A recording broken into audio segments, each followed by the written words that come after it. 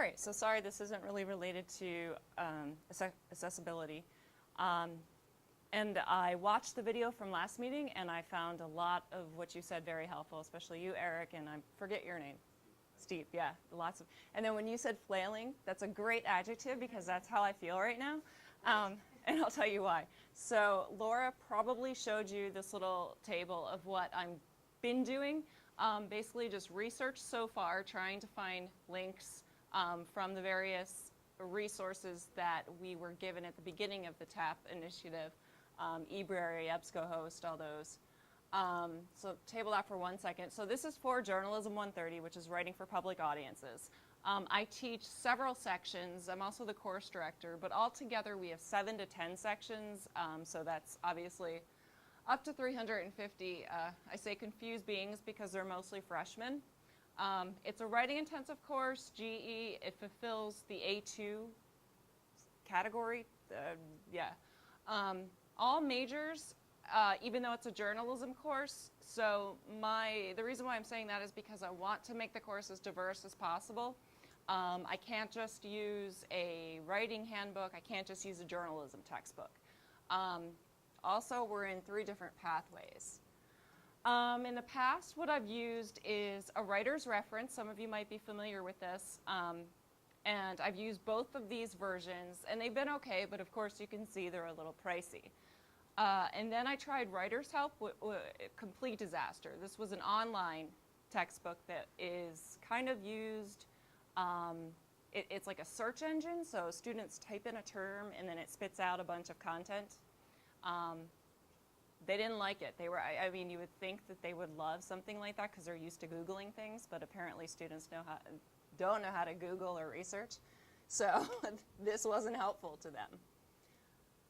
My problem is that because the course is broken up, this is kind of how I've divided it. So I've got my academic research type writing unit or part of the course, and then I've got journalism, which is obviously different, and then I've got the basic writing skills part of it. So my background is in editing, and I probably do a little bit more with this than these 2 parts, but I couldn't figure out how to make this pie bigger, part of the pie. So I have a 2-part solution, and this is what I've been trying to figure out right now for TAP. For the journalism part, this is kind of easy. I get this. I can grab a bunch of news articles from library database, no big deal. I can link to these on Blackboard. I know there's a couple copyright issue things making the links that I've got to figure out, but that's... Yeah. Images don't come over. So if you link to...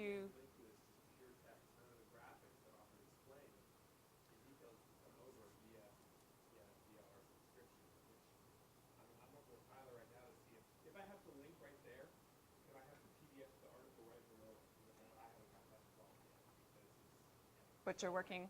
Yeah, we're working on it. We're not have to resolve it right now. If you figure it out, let me know. Yeah, I will. Okay, yeah. So again, that's kind of what I see as the easy part. Maybe not so much, but and I still need to figure out some copyright stuff with YouTube. I'm not quite sure how to go about getting all that. I've just been linking, and I don't know if that's okay, but I'll figure that out. The second part is what I'm proposing, and this is going to be the time-intensive part of it, is developing either a course pack or ebook in which I do unit by unit, so whether week by week, whatever, and I have a bunch of stuff that I have an idea of what I want to put into each unit. So, and that's a combination of things that I've written, lessons and exercises. You guys probably know Purdue OWL, so I want to pull pages from that. I also want to grab stuff, and I don't know if I can, from these handbooks that I've been using, which they also exist. They have ebooks online. I need some help with that. I think that's what I've already met with James once, but this is really the area that I'm struggling with. I don't know what I can pull, what I can't pull. And then all those links that I showed you in that first slide from Merlot and eBrary, I don't know if I can break them up. So there's pieces of them that I want to use, it's an open source textbook, for instance, one of these. Can I just pull pieces of it? So those are my big questions, but this would be what I would want to do for the course. Was that 1 and 1? Sorry, should have proofread that. Yeah. So here, this would be an example of specifics. You don't really need to, this isn't as important, but I just did this to wrap my head around it. Just the variety of things that I want to put into one unit. So kind of this is a mashup, I guess, of multi-platform content, a whole bunch of different stuff. So videos, my stuff in textbooks. And I think once I wrap my brain around how each of these is going to work, especially breaking up content from something like this, then I can start doing it. This is really going to have to be something that I work on over the summer, but right now I'm just kind of in the planning stages, and I definitely need to meet with James again, or content librarian, is that what? Yeah, to get some help with the breaking up of the textbooks. But yeah, so I already talked about this. This was my one thing that I did want to ask some of you. I know somebody mentioned Pressbooks in the video, and I can't remember who that was, but I wanted to know what is the difference, or what is the advantage of using something like Pressbooks versus just compiling it all into a Word doc or a PDF. Since I helped Jim mention adopt Pressbooks. Okay. I can tell you there's a couple of advantages. One is that Jim's working with at least one graduate student, and so they were collaboratively editing it. So Pressbooks is a website where multiple people can be given credentials to be editors or viewers. Okay. And so basically it's like there's a live online version. They never emailed each other anything. It's just online together that they're edited together. Okay. So that's one thing that was pretty nice. Then it had multiple means of export. So they were able to do an EPUB, which looks gorgeous on like tablets, as well as doing a PDF for people who want to read it that way. Yeah. And also basically get a website out of the Pressbooks version, so that they, students can basically always, you could say, I had to update chapter 5 today, so the students can just go to the Pressbooks version and see the updated content of chapter 5. They don't all need to get a new copy of it or something. I see. Okay. So that's, well, as far as somebody else also mentioned that no students have iPads, which I was surprised as well, but most of my students don't. So I wouldn't be too concerned about that, but I do like that website idea. But even so, well, okay, I got that. So I have to think about that. The formatting is taken care of by Pressbooks. So all you're concerning yourself with is this a heading, is this text, is this an image? And Pressbooks is applying formatting appropriate to the delivery medium. So you're not having to worry about pagination, fonts, any of that stuff, because the web engine is displaying it with a nice theme.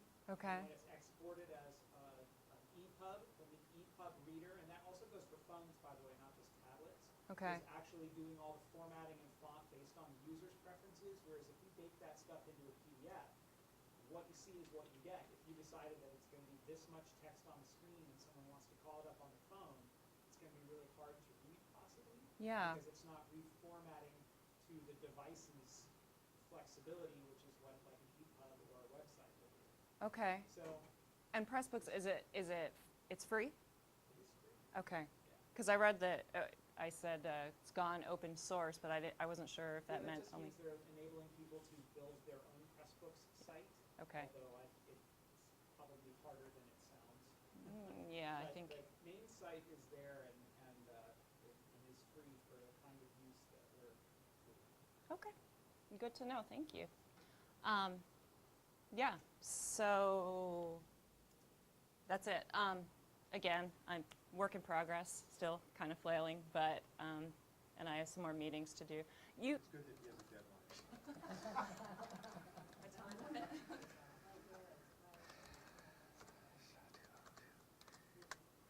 Okay, this is what I have in fact already done this semester, is no textbook in Physics 202A. You can see there's a link to a collection of various learning resources. The nice thing about physics is pretty much all the books are the same, so they can use any one they like, including the one that's required for the second semester of the course that I'm not teaching. Basically, the way the course is set up is here's the day-by-day descriptor. Before class, they are required to watch these 2 videos, which will never total more than 10 minutes. They can read the text if they decided to buy it, because they'll need it the second semester. I'm sorry. They have to do this. They need to choose one of these 3 items, which is the textbook, a free online textbook, or a somewhat interactive textbook. So they have their choice of doing that before class. They have to watch this. They send me an email with at least 1 question or comment on it. That's the only real simple way I have of verifying they do it. And of course, they are smart enough to get around it if they want. These are the PDFs. These are the PDFs of the slides I use in class, so they have access to those. Homework assignment that's associated with this class, and then eventually I'll post a key. And then, so after class, they go home, do the homework, turn it in at the next class where they've prepared by watching a short video and one of these other preparation methods, and the process repeats. So there's no required text, not even necessarily a recommended text. And I did just complete a survey of the course, and I don't have that data with me because I would have scrambled and put it together tonight, but I didn't know I was giving a talk. So, questions? Yeah. No. Only occasionally where I couldn't find something already out there online. They're often YouTubes. Let's see. Here's a YouTube. Sometimes they're Khan Academy. I don't know. In sciences, we know about Khan Academy. You don't want to watch this. Don't worry, I think Flash isn't loading on these. Perfect. That couldn't be better, but I can't seem to get back there. Flash is busy crashing. Oh, it's crashing. Oh, this is even better. Good. I'm done. Unless there are other questions. How long did all that take you? I've been writing web code for a long time, so it takes a while, but I'm pretty good at it. It's produced by the UC Regents back in the 90s and it's a sort of an interactive textbook. I think it's terrible, but I have to tell you that's the student's favorite. So, yeah. One thing I can tell you by the performance of the students in the course that I am not hurting them by doing this. I don't have any data to show that they're learning so much more and so much more deeply. But.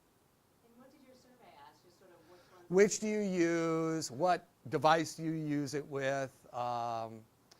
Did you buy Chig so that you could look up the answers? Did you find that helpful? Would you recommend not having a textbook in a course? Would you take another course that didn't have a textbook? It was those sort of things. I figured they were going to ask me to do some assessment for my $600, so I just did it. And how hard was it for you to get the alignments with the videos and the 3 different formats? Did it take a long time for you to I've been doing this since the internet started, so it's not hard for me. That's why I can't stand Blackboard. It drives me up the wall. I have to go get a link, and they have to put it here, and they have to put this, and that, and here I just go and write code. So I know I'm abnormal that way. I just write HTML code. And so I'm not recommending this. I'm actually really recommending this as a teaching method, this business of front-loading all the work on the students so they come to class prepared, and then you don't really lecture. You just sort of do interactive activities with them. I highly recommend that, but I do not recommend learning HTML and SHTML to the point of being able to do this. Well, I do. I know you do. But you're a crazy man like me. That's good. Well, you can make a page like this in Blackboard if you want to. I do like the way Right? Yeah. And you'd be scraping my brains off a wall because I would have put a gun to my head. Because I've tried it. It just makes me crazy. Because I can control all the formatting every little bit. Doing it this way. I don't have to. But that's my craziness, and sadly I won't get over it. Well, if you love it so much, you could I don't love it. I don't love it. That's why it was just, I had to do it because I started using internet stuff with classes right away as soon as it started. And yeah, I had no choice. Now there are all these wonderful, helpful people. Back then there was myself and Google to try and figure it out, and I was terrible at it. Yeah, Yahoo search, yeah, or whatever. So anyway, thanks. Thanks a lot, David. Thank you. Yeah, I forgot I was supposed to give a report.